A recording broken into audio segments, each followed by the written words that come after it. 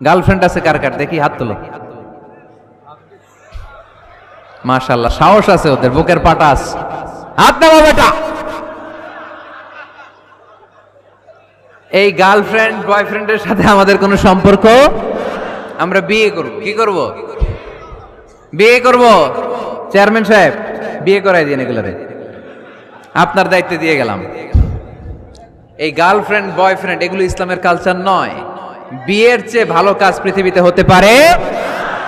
বিয়ে করতে গেলে বাপে বলে আগে নিজের পায়ে দাঁড়া, তো এতদিন ও কার পায়ে দাঁড়াইছে? ছেলে মেয়েদেরকে সাহস দেন, ছেলেও পড়বে। ওই যে একজন চিল্লান দিয়ে উঠছে, ওর কমন পড়ছে, কমন পড়ছে। মাশাআল্লাহ। গার্ডিয়ানরা যারা আছেন ওদের দুঃখ কষ্ট একটু বুঝেন আপনারা, মিলাই দিয়েন ওদেরকে, বিয়ের পিড়িতে বসায় দিয়েন। বিয়েতে কল্যাণ, বিয়েতে বরকত। বিয়ের মতো ভালো কাজ হতে পারে না।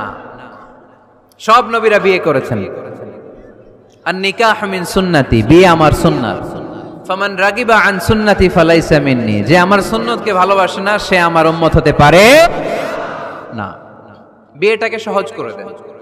যেই সমাজে বিয়ে সহজ ওই সমাজে জিনা কঠিন, তাই না? যেই সমাজে জিনা সহজ ওই সমাজে বিয়ে কঠিন। আমাদের সমাজে জিনা করা সহজ, বিয়ে করতে লাগে 10 লাখ, জিনা করতে লাগে 1000, ঠিক কি না?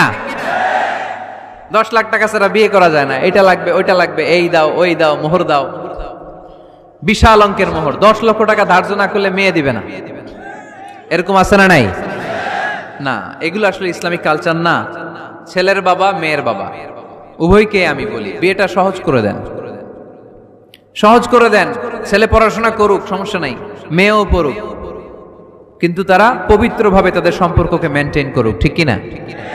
তাদের এই যৌবনের তাড়নায় যে পাপের সাথে জড়াবে তার পার্সেন্টেজ গুণা বাবা হিসেবে আপনার কাঁধেও আছে না নাই?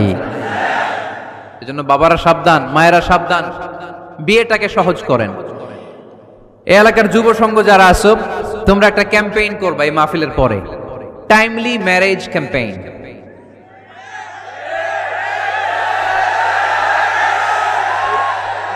টাইমলি ম্যারেজ ক্যাম্পেইন, সময় মতো বিয়ে দিতে হবে, দেরি করা যাবে। বাপ মা বুঝে না, একজনকে হুজুর আব্বাই বুঝে না। গার্ডিয়ান যারা আছেন একটু সদয় হন। ওরা যে পাপের সাথে, পাপের রাস্তা যে ওরা চিনে যাচ্ছে, পাপের পথে যে জড়িয়ে যাচ্ছে, আল্লাহর সুপ্রিম কোর্টের কাঠগড়ায় আসামি করে আল্লাহ সেদিন আপনারে দাঁড় করাবে। আল্লাযীনা হুম লিফুরুজিহিম হাফিজুন, they guard their privates. মুকদ্দমাতুল হারামে হারাম, এট এ গ্ল্যান্স। একটা নারীর দিকে চোখ পড়ে যাওয়া এটা হারাম না, কিন্তু এই চোখ পড়ার কারণে এটা জেনার দিকে নিয়ে যাবে, এজন্য এটাকেও হারাম করেছে কে? মুকদ্দমাতুল হারামে হারাম। এই নজরটা বড় খারাপ। আন-নাযার সাহামুন মাসমুমুন মিন সিহামি ইবলিস।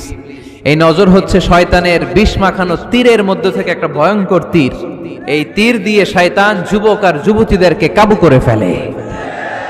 আমরা শয়তানের হাতে ধরা দিতে চাই না, আমরা বিয়ের মতো পবিত্র বন্ধনে আবদ্ধ হতে চাই, ঠিক কি না?